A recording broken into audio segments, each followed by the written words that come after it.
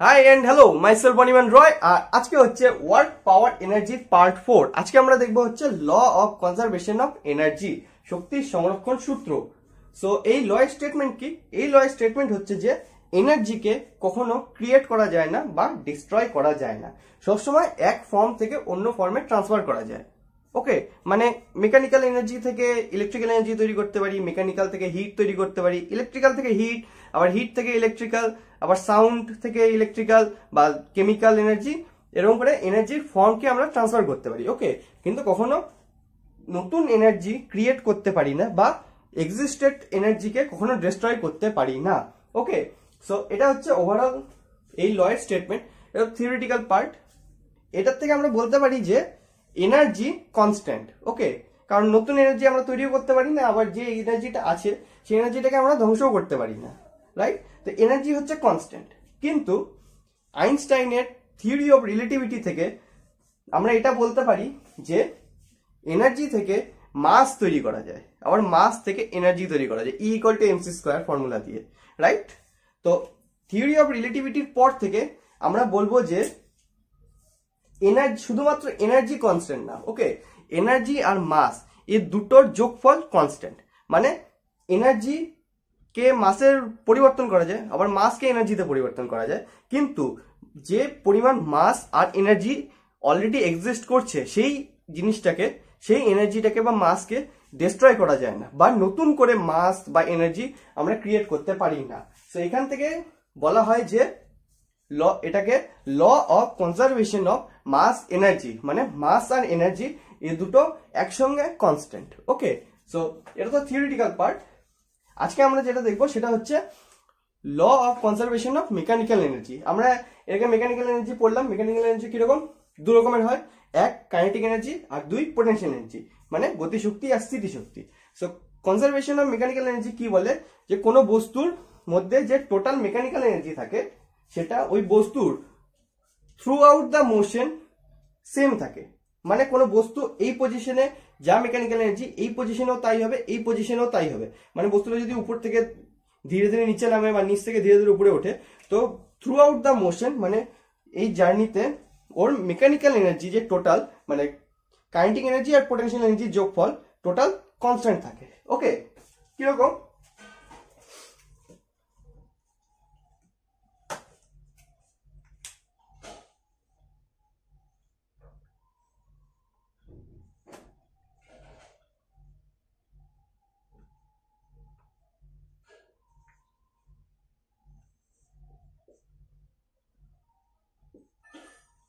ধরলাম এটা একটা বল। ওকে, এই বলটা এই পজিশনে আছে, ইনিশিয়ালি রেস্টে আছে। ওকে, তারপর এই বলটা ফ্রি ফল হলো, নিচে পড়লো, তাহলে একসময় বি পয়েন্টে আসবে, তারপর শেষে সি পয়েন্টে এসে পৌঁছাবে, রাইট? তাহলে law of conservation of mechanical energy থেকে আমরা বলতে পারি যে এ পয়েন্টে এর টোটাল মেকানিক্যাল এনার্জি যা, বি পয়েন্টেও তাই থাকবে, সি পয়েন্টেও তাই থাকবে। ওকে, সো এটা আমরা ক্যালকুলেট করে বের করব। তো কিরকম? ফার্স্টে এ পয়েন্টে এই বস্তুটার টোটাল এনার্জি কি হবে? এটার পোটেনশিয়াল এনার্জি কত হবে? এই সারফেস থেকে এই উচ্চতায় আছে, তাহলে পোটেনশিয়াল এনার্জি হবে mgh, রাইট? আর কাইনেটিক এনার্জি কত হবে? কাইনেটিক এনার্জি হয়ে যাবে 0। কেন?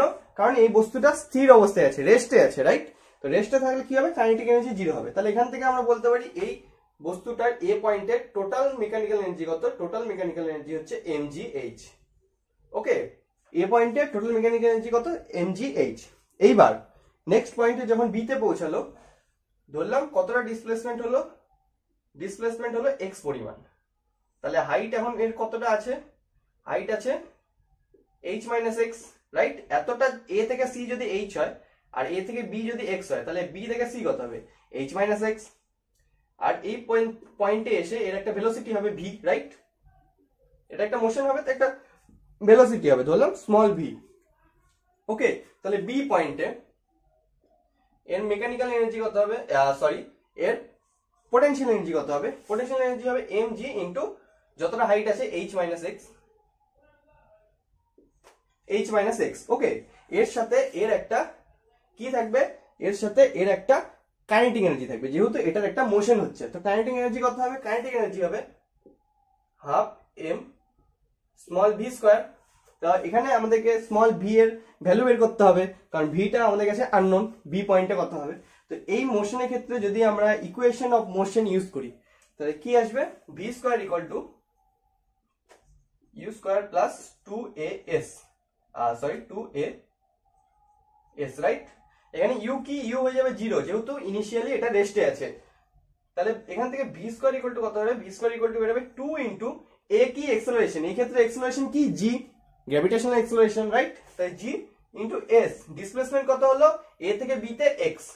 তাহলে ভি স্কোয়ারের ভ্যালু বেরোলো 2gx। এই ভ্যালুটা এখানে বসাই দিব। তাহলে এখানে যদি বসাই তাহলে কত আসবে? Half into m into 2gx plus এই ব্র্যাকেটকে যদি সরাই দিই mgh মাইনাস mgx, রাইট?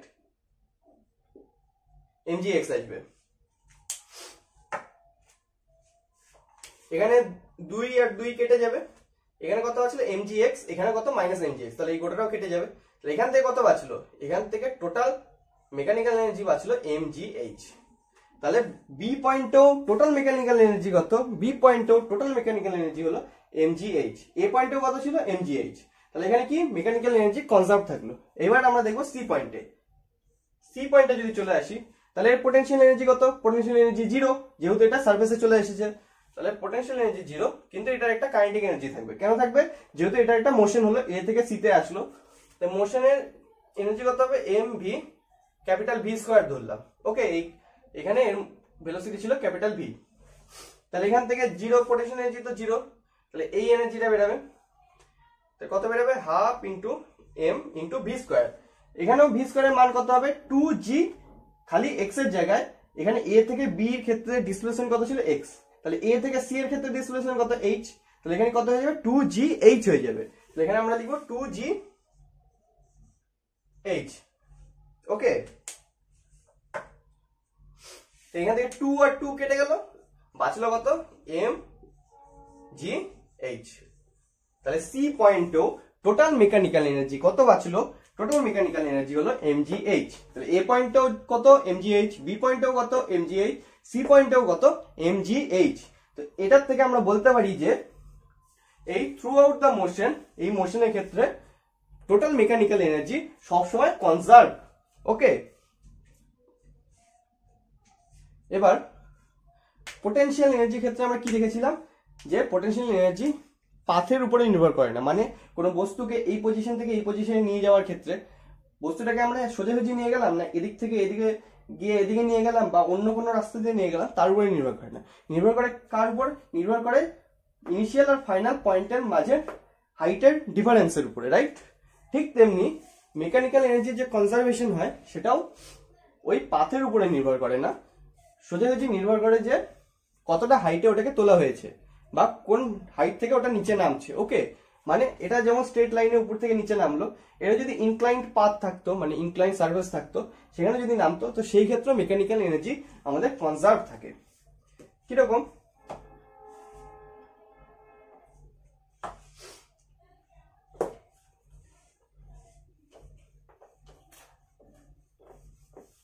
তাহলে ফার্স্টে আমাদেরকে ইনক্লাইন্ড সারফেসের একটা ডায়াগ্রাম ড্র করতে হবে।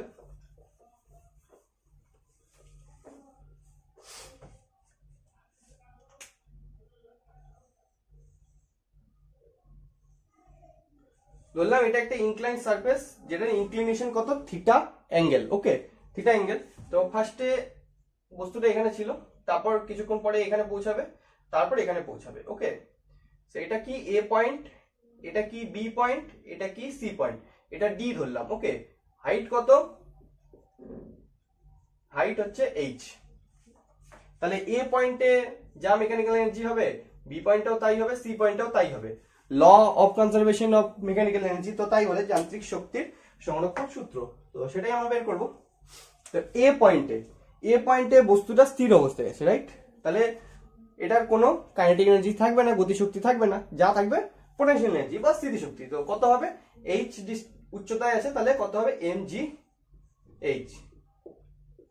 আর কাইনেটিক এনার্জি 0।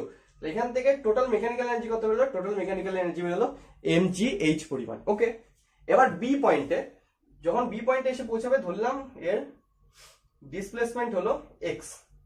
ওকে, সো এ পয়েন্ট থেকে বি পয়েন্টে যদি আমরা একটা ট্রায়াঙ্গেল ড্র করি, এটা থিটা হলে এটাও থিটা হবে, রাইট? এটাকে ই পয়েন্ট ধরলাম।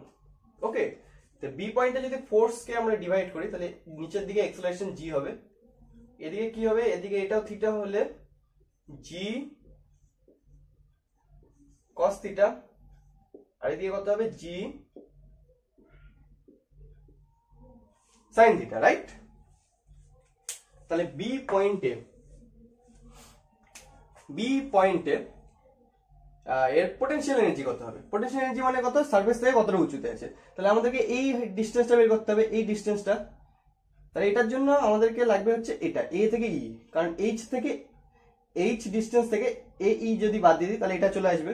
তাহলে এই ট্রায়াঙ্গেল এ বি ই ট্রায়াঙ্গেলে যদি আমরা দেখি, এ বি ই ট্রায়াঙ্গেলে যদি আমরা সাইন থিটার ভ্যালু বের করি, সাইন থিটা কত বেরোবে, এ ই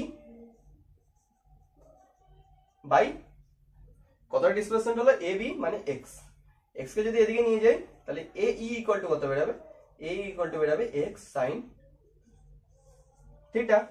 তাহলে এ ই বেড়ে গেল এক্স সাইন থিটা, তাহলে এই ডিসটেন্সটা কত, এই ডিসটেন্সটা হয়ে যাবে H minus X sine theta, right? তাহলে বি পয়েন্টে এর পোটেনশিয়াল এনার্জি কত হবে, পোটেনশিয়াল এনার্জি হয়ে যাবে M G H minus X sine theta, right? আর এর সাথে সাথে একটা এর কাইনেটিক এনার্জি থাকবে, যেহেতু এ থেকে বি তে যাচ্ছে, একটা মোশন হচ্ছে। ধরলাম এইখানে এর ভেলোসিটি হলো বি পয়েন্টে এর ভেলোসিটি ভি। ওকে, সো আবার এখানে ইকুয়েশন অফ মোশন যদি আমরা ইউজ করি তাহলে ভি স্কয়ার ইকুয়াল টু কত বেরোবে, ভি স্কয়ার ইকুয়াল টু বেরোবে 2g সাইন থিটা, কারণ এখানে জি কোন কম্পোনেন্ট ইউজ হচ্ছে, G sine theta component, into কতটা ডিসপ্লেসমেন্ট হলো, এক্স ডিসপ্লেসমেন্ট হলো। তাহলে ভি স্কয়ার ইকুয়াল টু বেরোবে G sine theta into X. Okay, এই জি কস থিটা কেন ইউজ হলো না, কারণ এটা মোশনের পারপেন্ডিকুলার কোনো ফোর্স থাকলে সেটা নো ওয়ার্ক ফোর্স হয়, তো সেটাকে আমরা ক্যালকুলেট করবো না। তো ভি স্কয়ার ইকুয়াল টু এত বেরোলো, তাহলে এখান থেকে হাফ এম ভি স্কয়ার এর জায়গায় আমরা বসাই দেবো এটা 2g sign theta into x. 2 কেটে গেল, এখানে বাঁচলো হচ্ছে mg x sign theta, right? mg x sine theta plus এটাকে যদি ভেঙে দেই তাহলে কি আসবে, mg h minus mg x sine theta. তাহলে এখানে কি mg x সাইন থিটা, এখানে minus mg x sine theta কেটে গেল, কত আসলো, বি পয়েন্টে টোটাল মেকানিক্যাল এনার্জি চলে আসলো mgh, এটা বাঁচলো mgh। তাহলে এ পয়েন্টে টোটাল মেকানিক্যাল এনার্জি কত, mgh। বি পয়েন্টেও কত, বি পয়েন্টেও টোটাল মেকানিক্যাল এনার্জি আসলো mgh। ওকে, তাহলে কনসেপ্ট থাকলো। এবার সি পয়েন্টে যদি চলে আসি, তাহলে সি পয়েন্টে পোটেনশিয়াল এনার্জি কত হবে, পোটেনশিয়াল এনার্জি 0 হবে, যেহেতু এটা সার্ফেসে চলে এসেছে। যা থাকবে হচ্ছে টোটাল কাইনেটিক এনার্জি, যেহেতু এ থেকে সি তে মোশন হলো। তাহলে এ থেকে সি তে মোশনের কাইনেটিক এনার্জি কত হবে, half into M into V square, right? এখানে ভেলোসিটি কত, তাহলে এখানে ভেলোসিটি কত হবে, এখানে ভেলোসিটি হবে V square equal to 2g sin theta. A থেকে বি তে জি এক্সেলারেশনের মান কত, জি সাইন থিটা, তাহলে এ থেকে সি তেও এক্সেলারেশনের মান কত, জি সাইন থিটা থাকবে, এক্সেলারেশন তো চেঞ্জ হবে না, গ্র্যাভিটেশন এক্সেলারেশন তো সেম কনস্ট্যান্ট ওটা। তাহলে এখানেও জি সাইন থিটা থাকবেই, আর এক্স, এ থেকে বি তে ডিসপ্লেসমেন্ট ছিল এক্স, তাহলে এ থেকে সি তে ডিসপ্লেসমেন্ট কত হবে, এসি। তাহলে এখানে চলে আসবে into 2g sin theta into AC, right? এখানে সি পয়েন্টে টোটাল পোটেনশিয়াল এনার্জি কত, 0, কারণ এটা সারফেস লেভেলে চলে এসেছে, তাই 0। যা আছে টোটাল কাইনেটিক এনার্জি এ থেকে সি তে যে মোশন হলো সেজন্য। তাহলে এ থেকে সি তে মোশনের ক্ষেত্রে টোটাল কাইনেটিক এনার্জি কত হবে, হাফ এম ভি স্কয়ার। তাহলে half M into V square, V স্কয়ারের জায়গায় কি আসলো, 2g sin theta into AC. কেন আসলো, কারণ ভি স্কয়ার ইকুয়াল টু এ থেকে বি মোশনের ক্ষেত্রে ভি স্কয়ার ইকুয়াল টু কি আসছিল, 2g sin theta into x. 2 তো একটা নাম্বার থাকবে, g sin থিটা এটা কি অ্যাক্সেলারেশন, তো এ থেকে বি তে যা অ্যাক্সেলারেশন হবে, এ থেকে জি তো অ্যাক্সেলারেশন তো সেমই হবে, কারণ এটা গ্র্যাভিটেশনাল অ্যাক্সেলারেশন, এটা একটা কনস্ট্যান্ট মান। তো জি সাইন থিটা থাকলো, আর চেঞ্জ হবে কোনটা, এক্স এর ভ্যালু। এ থেকে বি তে ডিসপ্লেসমেন্ট কত ছিল, এক্স, তাই এক্স বসলো। তাহলে এ থেকে সি তে ডিসপ্লেসমেন্ট কত হবে, এসি, রাইট? তাহলে এখানে কত বসবে, এসি বসে যাবে। তাহলে এখান থেকে যদি হাফ আর হাফ কেটে দিই, তাহলে বাঁচলো M G into AC sine theta. যদি লিখি এরকম করে, তাহলে আসলো কত, M G into AC sine theta. Okay, এবার যদি এই ট্রায়াঙ্গেলে দেখি, এ সি ডি, এই বড় ট্রায়াঙ্গেলে যদি দেখি, এই বড় ট্রায়াঙ্গেলে যদি সাইন থিটার ভ্যালু বের করি, সাইন থিটার ভ্যালু কত বেরোবে, সাইন থিটা এই সাপেক্ষে এটা লম্ব মানে এইচ বাই অতিভুজ এসি। তাহলে এখান থেকে এইচ এর ভ্যালু কত বেরোলো, এইচ এর ভ্যালু বেরোলো এসি সাইন থিটা। এখানেও আছে এসি সাইন থিটা, তাহলে এসি সাইন থিটার জায়গায় আমরা এইচ বসায় দিব। তাহলে এখানেও টোটাল মেকানিক্যাল এনার্জি কত বেরোলো, এম জি এইচ। ওকে,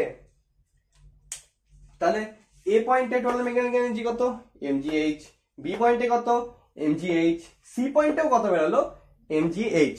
তো এই ক্ষেত্রেও ইনক্লাইন্ড সারফেসের মোশনের ক্ষেত্রেও টোটাল মেকানিক্যাল এনার্জি আমাদের কনজার্ভ থাকলো। ওকে, সো এটা হচ্ছে মেকানিক্যাল এনার্জি কনজারভেশনের এক্সাম্পল। ঠিক আছে, সো এটাই ছিল আজকের টপিক।